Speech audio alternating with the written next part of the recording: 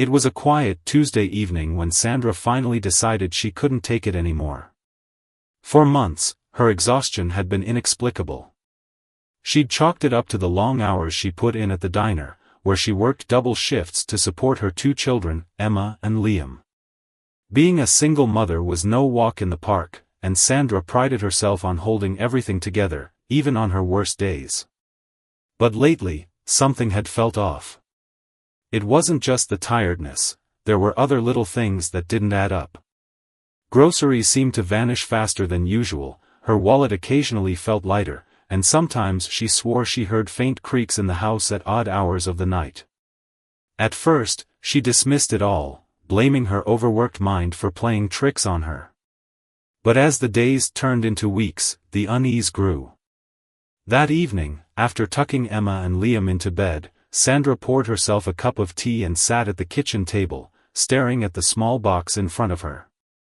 It was the security camera she'd ordered online after weeks of deliberation. She'd been hesitant to buy it, partly because money was tight and partly because installing it felt like admitting that something was truly wrong. But the final straw had come the night before when she'd found the fridge door slightly ajar, its contents disturbingly rearranged. It couldn't have been the kids, they'd been sound asleep in their rooms. And so, here she was, ready to take the plunge into finding answers, even if they scared her. Sandra spent the next hour setting up the camera in the living room, angling it to capture as much of the space as possible. She chose the living room because it was central to the house, with clear views of the kitchen and the hallway leading to the bedrooms. If something, or someone, was sneaking around at night, this camera would catch it. Satisfied with her work, she double-checked the app on her phone to ensure the feed was live, then went to bed, her stomach churning with a mix of anticipation and dread. The next morning, Sandra woke up groggy but determined. She quickly prepared breakfast for Emma and Liam, their laughter and chatter briefly lifting the weight on her chest. Once the kids were off to school, she grabbed her phone and opened the camera app. Her heart raced as she scrolled through the footage from the night before. For the first few hours, there was nothing out of the ordinary. The house was still, the only movement coming from the flickering shadows of passing cars outside. But just as Sandra was about to dismiss the whole thing as paranoia, something caught her eye. It was around 2:37 a.m. when the camera picked up a faint motion in the corner of the living room. Sandra froze, her breath caught in her throat. The footage showed what appeared to be a shadow, faint and fleeting, moving across the room. It wasn't the kind of shadow cast by headlights or the glow of a street lamp, it was deliberate, as if someone had walked by. Her fingers trembled as she replayed the clip, leaning closer to her phone screen. The shadow didn't have a clear shape, but its movement was unmistakable. Sandra's mind raced. Could it have been a trick of the light? Or worse, could someone have actually been in her house while she and her kids slept? The thought sent a shiver down her spine. She decided to set the camera to motion detect mode for the next night, ensuring it would send her an alert if anything moved. The rest of the day passed in a haze. Sandra couldn't shake the unease gnawing at her. At work, she found herself distracted, replaying the footage in her mind over and over. Her co-worker and close friend, Carla, noticed her unusual quietness. "You okay, Sandra?" Carla asked during their lunch break, her brow furrowed with concern. Sandra hesitated before answering. "I don't know, Carla. Something weird's been going on at home, and I'm starting to think I might not be imagining it." Carla leaned in, lowering her voice. "What do you mean? Weird how?" Sandra explained everything, the missing food, the creaks at night, the shadow on the camera. By the time she finished, Carla's expression had shifted from curiosity to alarm. "You need to call the police," Carla said firmly. Sandra shook her head. "I don't even know what I'd tell them. There's no proof of anything, just a shadow on a camera. They'd probably think I'm crazy." Carla didn't look convinced, but she didn't press the issue. "Just, be careful, okay? And let me know if you need anything." That night, Sandra set the camera to motion detect mode and went to bed, her nerves on edge. She left her phone on the nightstand, the app open and ready to alert her at the slightest movement. She lay awake for hours, every creak of the house sending her heart racing. Eventually, exhaustion overtook her, and she drifted into a restless sleep. At exactly 3:12 a.m., Sandra's phone buzzed with a motion alert. Her eyes snapped open, and for a moment, she thought she was dreaming. But the glowing screen on her nightstand was real, and so was the notification. She grabbed her phone and opened the app, her heart pounding so loudly she could barely hear her own thoughts. The live feed loaded, and Sandra's blood ran cold. In the dimly lit living room, a figure was moving. It wasn't a shadow this time, it was a person. The figure was hunched and deliberate, moving with an eerie quietness as it rifled through the shelves near the TV. Sandra's hands trembled so badly she almost dropped the phone. Her first instinct was to rush out of her room and confront the intruder, but fear held her back. What if they were dangerous? Instead, she reached for the baseball bat she kept under her bed, her pulse racing as she tried to decide what to do. She couldn't call the police without risking waking up Emma and Liam, and the last thing she wanted was to scare them. The figure moved to the kitchen, opening cabinets and drawers with the precision of someone who'd done this before. Sandra watched, frozen in place, as the person grabbed a loaf of bread and a small jar of peanut butter before retreating toward the hallway. And then, just as suddenly as they had appeared, they were gone. The camera showed no further movement, and the house fell silent once more. Sandra sat in her bed, clutching the bat, her mind racing. Who was this person? How had they gotten into her house? And, most terrifying of all, what did they want? As dawn broke, Sandra knew one thing for certain: her life was no longer ordinary. Whatever was happening in her home, it was only the beginning. Sandra barely slept after the startling discovery from the night before. As the early morning sun filtered through her bedroom curtains, she sat on the edge of her bed, replaying the footage on her phone over and over.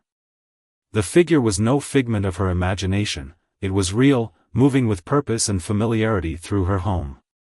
The intruder didn't seem rushed or panicked, which made it even more unsettling. They knew where to look, what to take, and how to leave without being noticed. Who were they? Her children's laughter from the kitchen broke her from her trance. Emma and Liam were busy pouring cereal and bickering over who got the last drop of milk. Sandra forced herself to push aside her fear for their sake. If she acted anxious, they would pick up on it. She needed to protect them without alarming them. As the kids left for school, Sandra found herself staring at the front door, wondering how the intruder had gained access. The locks were secure, and there were no signs of forced entry. It didn't make sense. After a moment of hesitation, she decided to call her neighbor, Mark, for help. Mark was a retired carpenter and had lived in the neighborhood for decades. If anyone knew how to figure out strange situations like this, it was him. Mark arrived within minutes, his tool belt slung over his shoulder. Sandra wasted no time showing him the footage. He watched it intently, his brows furrowing deeper with each passing second. "Well," Mark said after a long pause, "that's not just some random kid messing around. This person knows what they're doing." Sandra nodded, biting her lip. But how did they get in? The doors were locked, and the windows were shut. Mark stood and began inspecting the house. He checked every window, every lock, and every potential point of entry. After nearly an hour of careful examination, he stood in the middle of the living room and scratched his head. "I can't find anything," he admitted. "Everything's solid. No signs of tampering." Sandra's stomach sank. If there were no signs of a break-in, how was this person getting inside? "Maybe they've got a key," Mark suggested, though he didn't sound convinced. Sandra's mind reeled. The only spare key was hidden under the flower pot by the back door, a spot she'd thought was clever but now seemed painfully obvious. Had someone found it? She sprinted to the back door and checked the pot. The key was still there, untouched and slightly dusty. "It doesn't add up," she said, her voice trembling. Mark patted her shoulder. "Listen, you've got that camera now. Let's just keep an eye on things for a few more nights. If they come back, we'll figure out what to do." Sandra nodded, grateful for his support but still deeply uneasy. She spent the rest of the day on edge, jumping at every small noise and double-checking every lock in the house. By the time the sun set, she was exhausted but determined to catch whoever was invading her home. She adjusted the camera settings to send an immediate alert for any movement and placed her phone on the nightstand. This time, she kept the baseball bat within arm's reach. As the house settled into the stillness of the night, Sandra lay awake, her ears straining for any sound out of the ordinary. At exactly 2:48 a.m., her phone buzzed with a notification. Her heart leapt into her throat as she grabbed it, opening the app with trembling fingers. The live feed showed the same figure as the night before, moving through the living room. But this time, they didn't go straight to the kitchen. Instead, they paused in front of the camera. Sandra's breath caught as the figure turned their head slightly, as if they knew they were being watched. The person's face was obscured by the hood of a sweatshirt, but their body language was unnervingly calm. They stood there for what felt like an eternity before walking away, disappearing into the shadows of the hallway. Sandra's hands shook as she reviewed the footage. This wasn't just an intruder, it was someone who wanted her to know they were there. She didn't sleep for the rest of the night, her mind racing with possibilities. Was this person dangerous? What did they want? The next morning, Sandra made the difficult decision to involve the police. She couldn't risk waiting any longer, not with Emma and Liam in the house. She called the local station and explained the situation, omitting the previous night's footage out of fear that it might sound too bizarre. 2 officers arrived later that afternoon. One was a tall, no-nonsense woman named Officer Torres, and the other was a younger man with an easygoing demeanor named Officer Grayson. Sandra led them inside and showed them the footage. Torres watched silently, her expression unreadable. When the clip ended, she turned to Sandra. "Have you noticed anything else out of place? Anything missing or damaged?" Sandra hesitated. "Small things, like food and maybe a little cash. But nothing major." Grayson chimed in. "Could be a squatter or someone who's desperate." "Did you check all the nooks and crannies in the house? Attic, basement, crawl spaces?" Sandra felt a chill run down her spine. She hadn't thought to check those places. Torres nodded. "We'll take a look around. You should stay here." Sandra watched anxiously as the officers conducted a thorough search of the house. They checked every corner, every closet, every hidden space. When they finally returned to the living room, their expressions were grim. "We didn't find anyone," Torres said. "But we did find this." She held up a small, crumpled piece of paper. Sandra took it with trembling hands and unfolded it. The note was hastily scrawled in uneven handwriting, "I'm sorry. I just needed a place to stay." Sandra's knees went weak, and she sank onto the couch. "What does this mean?" she whispered. Grayson crouched down beside her. "It means whoever this is probably isn't trying to hurt you. But they're still trespassing, and that's dangerous, for you and for them." Torres handed Sandra her card. "If they come back, call us immediately. Don't try to confront them on your own." After the officers left, Sandra sat in silence, staring at the note. The words echoed in her mind, filling her with a strange mix of fear and pity. Who was this person? Why were they hiding in her house? That night, Sandra set up the camera again, determined to get more answers. She couldn't shake the feeling that the person in her home wasn't just a thief or a vagrant. There was something deeper, something she couldn't quite put her finger on. As she lay in bed, clutching the baseball bat, she realized she was no longer just afraid. She was curious. And curiosity, she knew, could be just as dangerous as fear. Sandra's nerves were frayed as she sat in her living room that evening, staring at the camera feed on her phone. The note had thrown her off balance. It was an apology, but what did that change? Someone had been in her house, invading her space and her peace of mind. The officer's advice echoed in her head: don't confront the intruder, just call for help. But her curiosity and a strange sense of compassion gnawed at her. Who was this person, and why were they so desperate that they risked sneaking into a family's home? That night, Sandra took a different approach.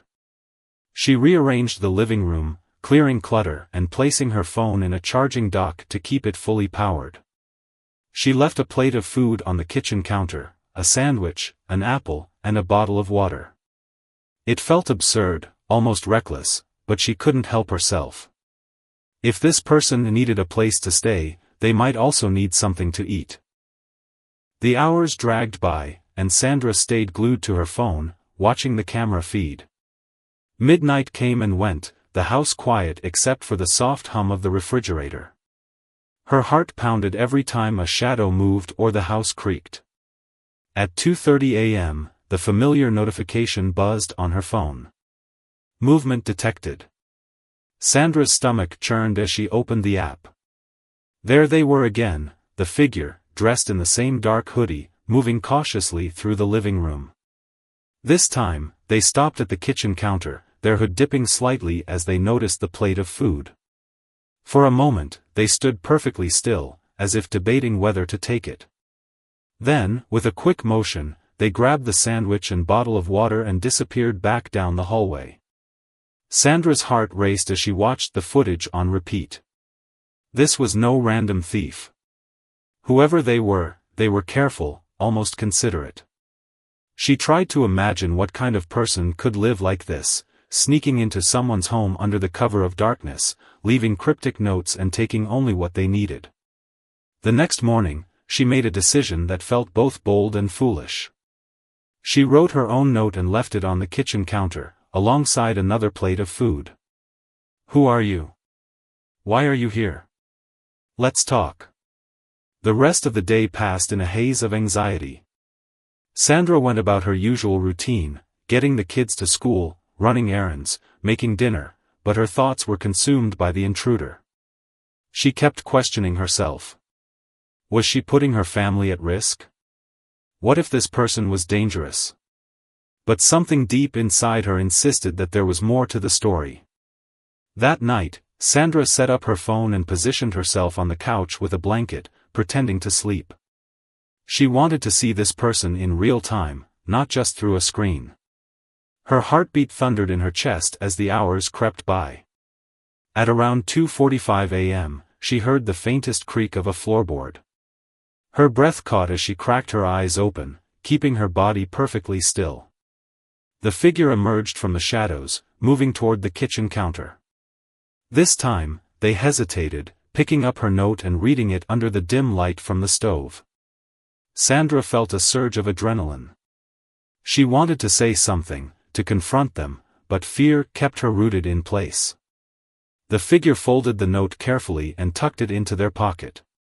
Then, without touching the food, they turned and walked back toward the hallway. The next day, Sandra found herself obsessively analyzing the interaction. The person had taken the note but left the food. Why? Were they afraid? Suspicious? Her mind buzzed with questions. Desperate for answers, she decided to do something she never thought she'd do. She reached out to her sister, Megan, who had a knack for solving puzzles and an insatiable curiosity that rivaled Sandra's. Megan arrived that afternoon, armed with a laptop and an arsenal of questions. Sandra showed her the footage, explaining everything that had happened so far. Megan watched intently, her brows furrowed. "This is wild," Megan said, pausing the video at the moment the figure picked up the note. "They're not acting like a criminal. This feels personal." Sandra nodded. "That's what I've been thinking. But who are they? And how do they keep getting in? Megan set up her laptop on the kitchen table, pulling up a detailed map of the neighborhood. We need to start looking at possibilities. Maybe it's someone who used to live here. Or someone who knows the layout of the house. They spent hours combing through online forums, local news stories, and public records. Megan even suggested reaching out to the previous owners of the house, but Sandra balked at the idea. It felt too invasive, even for a situation as bizarre as this. That night, Sandra and Megan decided to stay up together and wait. Sandra left another note, this one more specific: "Please, I want to help. If you're in trouble, let me know." They set up a second camera in the hallway for a different angle and waited in the living room with the lights off. The hours ticked by slowly, the house eerily quiet. At 3 a.m., the cameras buzzed. Sandra and Megan froze, watching as the figure appeared again. This time, they moved more cautiously, as if aware that they might not be alone. The person approached the counter, picked up the note, and read it. For a moment, they stood there, motionless. Then, to Sandra and Megan's astonishment, the figure reached up and slowly pulled back their hood. It was a young man, barely out of his teens, with messy hair and hollow cheeks. His eyes darted around the room, full of fear and desperation. Sandra gasped softly, her mind racing.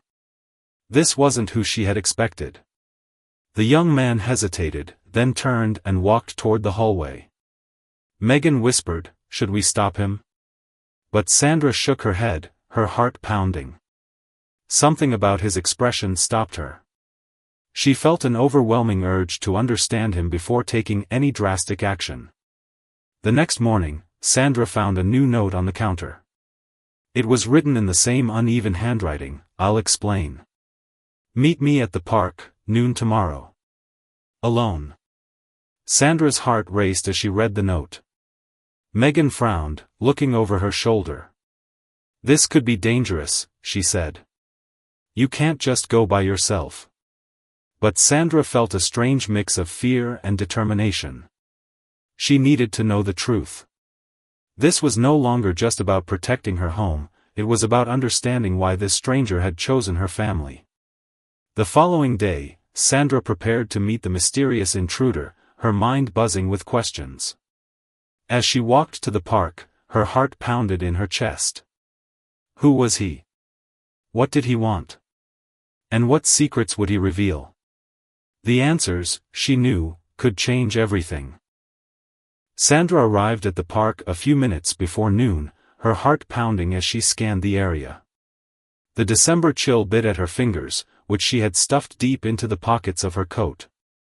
It was eerily quiet, save for the occasional rustle of leaves in the breeze and the distant hum of a car engine. She stood near the bench mentioned in the note, her nerves on edge. Every shadow seemed like it could be him, every movement catching her eye. Minutes stretched into what felt like hours.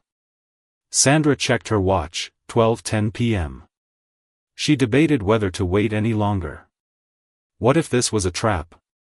What if the young man never intended to show up? But as she turned to leave, she noticed someone emerging from behind a cluster of trees. It was him.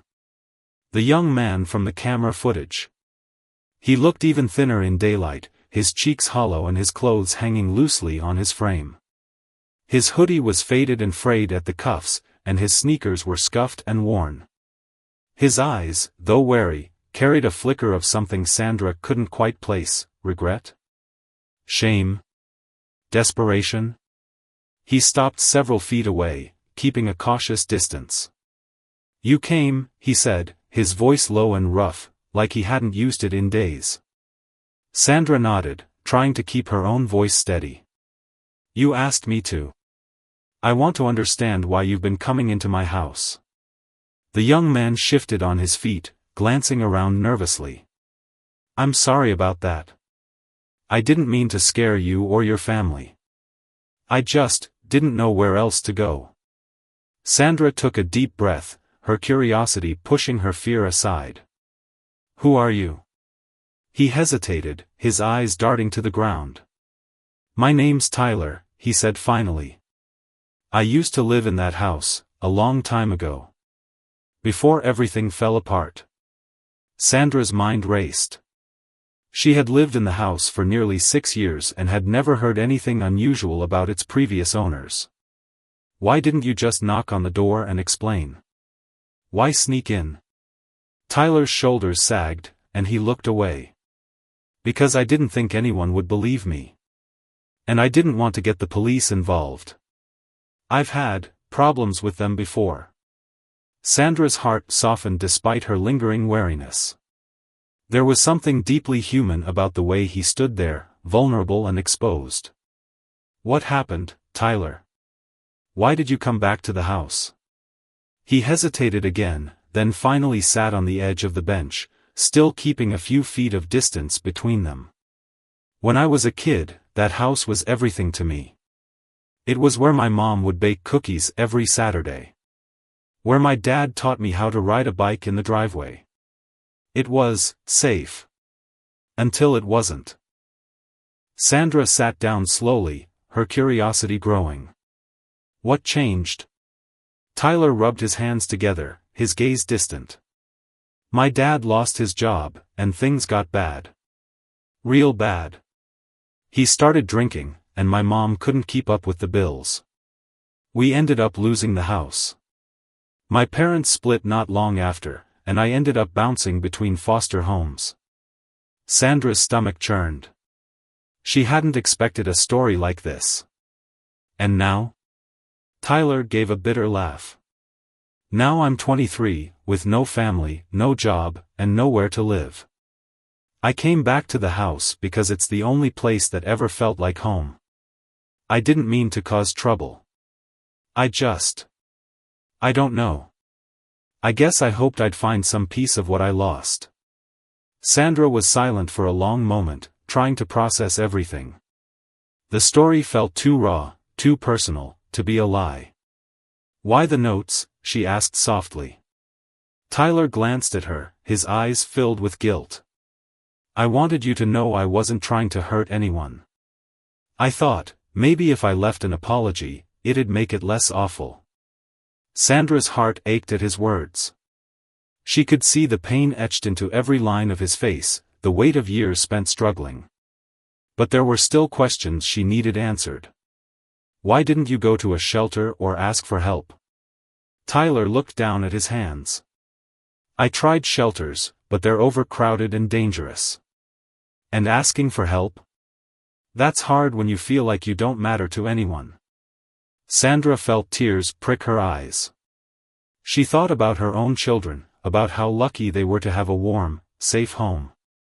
She couldn't imagine them enduring what Tyler had described. "Tyler, I need to be honest. You can't keep sneaking into people's homes. It's dangerous, for you and for us." "I know," he said quickly, his voice trembling. "I know it's wrong. I was going to stop, I swear. But, that night I saw the plate of food and the note, it made me feel like someone cared. Even if it was just for a moment." Sandra felt her throat tighten. She had left the food and note out of a mix of curiosity and compassion, never expecting it to have such an impact. "What do you want now, Tyler? What are you hoping for?" He shrugged, his expression both hopeful and defeated. "I don't know. A chance, maybe.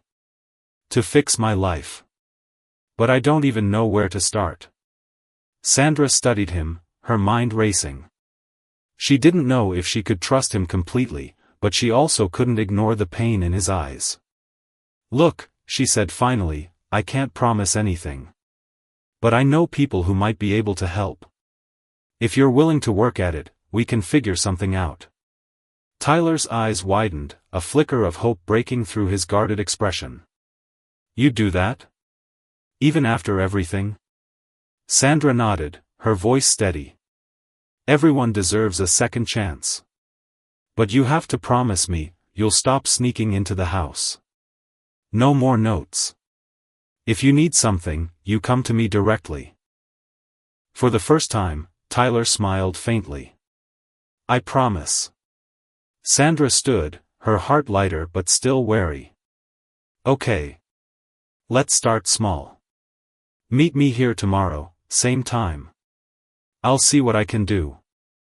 As she walked away, she couldn't help but feel a mix of emotions, relief, hope, and a lingering unease. She had taken a leap of faith, trusting someone who had disrupted her family's life. But she also knew that sometimes, people just needed someone to believe in them. That evening, Sandra told Megan everything. Her sister was skeptical but supportive. Just be careful, Megan warned. He seems genuine, but you can't be too trusting. Sandra nodded, knowing Megan was right. But something in her gut told her she had done the right thing. As she prepared for bed, she thought about Tyler's story and the way his eyes had lit up at the possibility of a fresh start. She didn't know what the future held, but she was determined to give him a chance. After all, sometimes the smallest acts of kindness could spark the biggest changes. And perhaps, in helping Tyler, she would find a way to heal her own fears and uncertainties. The next day, Sandra arrived at the park a few minutes early, a mixture of anticipation and anxiety bubbling in her chest. She clutched a small bag in her hand, filled with some leftover sandwiches and a thermos of hot coffee, unsure of what Tyler's immediate situation was or whether he'd even show up. Her mind raced with thoughts about the leap of faith she'd taken and the potential consequences. What if he didn't come? What if he did, and things spiraled out of control? By the time the clock struck noon, Tyler appeared from the same grove of trees as the day before. His steps were cautious, his head swiveling to scan the area, but when he saw Sandra, his shoulders relaxed slightly. He approached slowly, stopping a few feet away as if unsure of the welcome he'd receive. I didn't think you'd actually come, he admitted, his voice laced with a mix of surprise and gratitude. I told you I would, Sandra replied, holding out the bag. I thought you might be hungry. Tyler hesitated, his pride momentarily wrestling with his hunger, but he eventually reached for the bag, his fingers brushing hers briefly. Thanks, he muttered, sitting on the bench and opening it. As he ate, Sandra sat beside him, her mind working on how to begin the conversation. She didn't want to overwhelm him, but she also knew time was crucial. Tyler's situation was precarious, and she had to tread carefully to offer help without making him feel cornered. I've been thinking about what you said yesterday, she began after a pause. About wanting a chance to turn things around. I want to help, but it has to be something you're fully committed to. Tyler looked up from his sandwich, crumbs clinging to the corners of his mouth. I am. I swear. I just don't know how to start. Every time I've tried to fix things, it feels like I hit a wall. Sandra nodded. I understand. The system isn't easy to navigate, especially when you don't have support. But I know a few people who might be able to help. There's a man from my church, Pastor Evans. He runs a program for people trying to get back on their feet. It's not just about food or shelter, they help with job training, therapy, and finding stable housing. Would you be open to meeting him? Tyler's brow furrowed, and he shifted uncomfortably. Church people, they're not always what they seem. I've had some bad experiences. I get that, Sandra said gently. But Pastor Evans is different. He doesn't judge. He just wants to help people find their footing again. And if you don't feel comfortable after meeting him, we'll look at other options. This is about what works for you. Tyler stared at his half-eaten sandwich for a long moment before nodding. All right. I'll meet him. But if he starts preaching at me or trying to push anything on me, I'm out. Fair enough, Sandra agreed. They arranged to meet the next day, and Sandra promised to pick him up and take him to the church. As she left the park, a wave of relief washed over her. It was a small step, but it was a start. The following day, Sandra drove to the park as promised, spotting Tyler waiting near the same bench. He looked slightly more put together than before, his hoodie clean but still worn, and his hair brushed back. He climbed into her car silently, the tension in the air palpable. "It's about a 10-minute drive," Sandra said, trying to fill the silence. "You don't have to say anything if you don't want to, but if you have questions, feel free to ask." Tyler didn't respond immediately, his gaze fixed out the window. Finally, he spoke. "Why are you doing this? You don't even know me." Sandra's grip tightened on the steering wheel. "Because everyone deserves a chance, Tyler. I've made mistakes in my life, and people gave me grace when I needed it most. This is my way of paying it forward." He didn't reply, but she noticed his shoulders relax slightly. When they arrived at the church, Pastor Evans greeted them warmly. He was a tall, kind-looking man in his 60s with a calming presence. He shook Tyler's hand firmly but without judgment, asking about his situation without prying too deeply.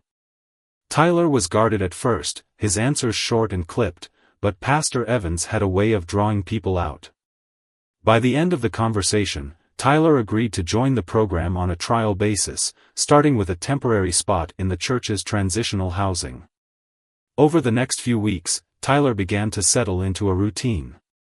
He attended workshops on resume building and job applications, participated in group therapy sessions, and helped out around the church to earn his keep. Sandra visited him regularly, bringing small treats or just sitting with him to talk. She learned more about his past, the good moments he clung to and the heartbreaks that had shaped him. One evening, Tyler shared something that took Sandra by surprise. "You know, when I was a kid, my mom used to say I'd grow up to help people. She said I had a kind heart, even when things were tough. I used to believe her. But now, I don't know. Maybe it's too late." "It's never too late," Sandra said firmly.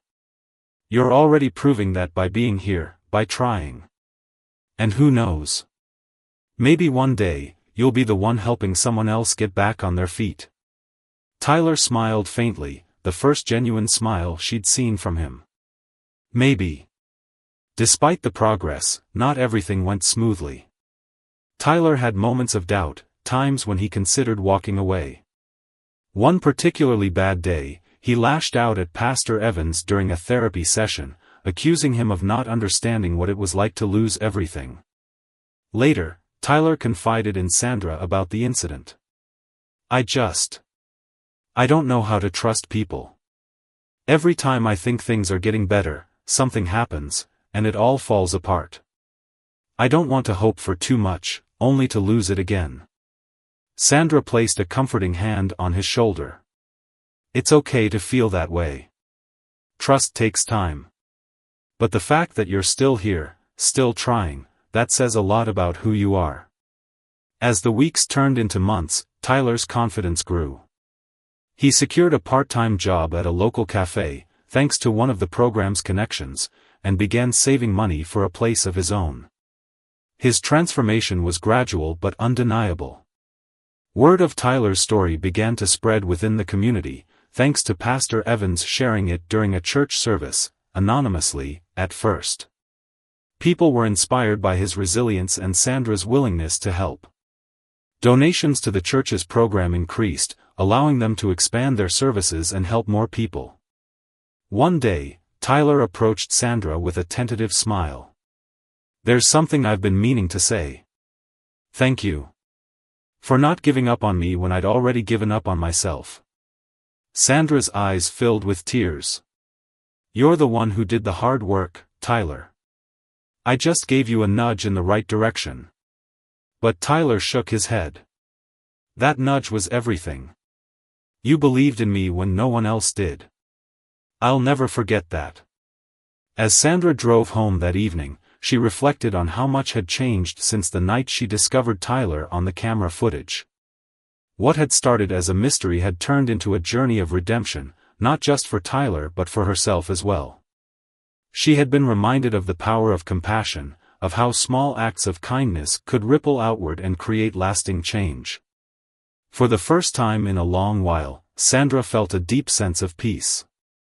She had taken a chance on someone society had overlooked, and in doing so, she had witnessed the incredible strength of the human spirit. As the months turned into a year, Tyler's progress continued to astonish not just Sandra but the entire community. He had secured a full-time position at a local construction company, earning the respect of his co-workers and his supervisors for his dedication and work ethic. The cafe job had been a stepping stone, but construction gave him a sense of purpose and a clear path forward. It was hard work, but Tyler thrived in the routine and the camaraderie of the crew. Sandra remained a steady presence in his life, though her visits became less frequent as Tyler grew more independent. She watched from a distance, proud of his transformation but always ready to lend a listening ear when he needed it. One afternoon, while Sandra was at her desk grading papers, her phone buzzed. It was a text from Tyler, a rarity in itself. "Can we meet? There's something I want to show you." Curious, Sandra agreed. Tyler insisted on picking her up, a gesture that made her smile. When he arrived in his pickup truck, a modest but reliable vehicle he had bought with his own savings, Sandra was struck by how different he looked. His posture was straighter, his clothes clean and neatly pressed, and there was a quiet confidence in his eyes that hadn't been there before. They drove to a nearby neighborhood, one Sandra recognized but rarely visited. Tyler pulled up in front of a small but well-kept house with a neatly trimmed lawn and a fresh coat of paint on the exterior. "This is it," Tyler said, his voice filled with pride. Sandra blinked. "This is what?" "My house," Tyler replied, grinning. "Well, it's rented for now, but it's mine. I signed the lease last week." Sandra stepped out of the truck, her heart swelling as she took in the sight. The house was modest, but it was a far cry from the park bench where she had first met him. Tyler had turned his life around in ways she hadn't dared to hope for, and now he had a place to call home. Inside, the house was sparsely furnished, but it was clean and inviting. A second-hand couch sat in the living room, along with a coffee table and a bookshelf that Tyler had made himself during one of the carpentry workshops at the church. A small dining table stood in the kitchen, and through an open door, Sandra could see a neatly made bed in the bedroom. "I still need to get a few things," Tyler admitted, rubbing the back of his neck. "But it's a start." "It's more than a start," Sandra said, her voice thick with emotion. "You've done so much, Tyler. I'm so proud of you." He smiled, but there was something else in his expression, an unspoken thought, a lingering hesitation. Sandra didn't press him, knowing he would speak when he was ready. After a moment, Tyler cleared his throat. "There's one more thing I wanted to talk to you about. Something I've been thinking about for a while." Sandra nodded, encouraging him to continue. "I've been volunteering at the church on weekends," he said. "Helping out with the transitional housing program. It feels good, you know? Giving back. And I've been thinking, maybe I could do more. Maybe I could share my story, like Pastor Evans does, to help others see that it's not too late to change." Sandra's eyes lit up. "That's a wonderful idea, Tyler. Your story could inspire so many people." He hesitated again, then met her gaze. "I wouldn't be here if it weren't for you. You're the one who saw me when no one else did. You believed in me. I want to make sure other people get that same chance." Sandra felt tears prick her eyes. "You've already done that, Tyler. Just by being who you are." The next few months were a whirlwind of activity as Tyler began speaking at the church's events and sharing his story with local organizations. He was nervous at first, but the more he spoke, the more comfortable he became. People were moved by his honesty and resilience, and donations to the church's programs surged as more and more people wanted to support their mission. Tyler's story even caught the attention of a local journalist, who wrote an article about his journey. The piece highlighted not just Tyler's transformation but also Sandra's role in helping him get back on his feet. The article brought a wave of attention to the church and its programs, and Pastor Evans found himself fielding calls from people who wanted to volunteer or donate. The ripple effect of Tyler's story was undeniable, touching lives far beyond what Sandra or Tyler could have imagined. One evening, after a particularly successful fundraiser, Tyler and Sandra sat on the porch of his house, sipping iced tea and watching the sunset. "Do you ever think about how it all started?" Tyler asked, breaking the comfortable silence. "All the time," Sandra admitted. "If I hadn't decided to check that camera, if I hadn't gone to the park that day, who knows where we'd be?" Tyler nodded. "It's crazy, isn't it? How one small decision can change everything." Sandra smiled. "It's not just about the decision. It's about what you do with it. And you've done so much, Tyler. More than I ever could have imagined." He looked at her, his expression serious. "I couldn't have done it without you. You gave me a chance when no one else would. I'll never forget that." As the sun dipped below the horizon, painting the sky in hues of orange and pink, Sandra felt a profound sense of gratitude. Meeting Tyler had changed her life as much as it had changed his. She had been reminded of the power of compassion, of how a single act of kindness could set off a chain reaction that transformed lives. And as she sat beside Tyler, listening to the sounds of the evening and reflecting on all they had overcome, she knew that their story was far from over. Together, they had created something beautiful, a testament to the strength of the human spirit and the extraordinary things that could happen when people chose to see the best in each other.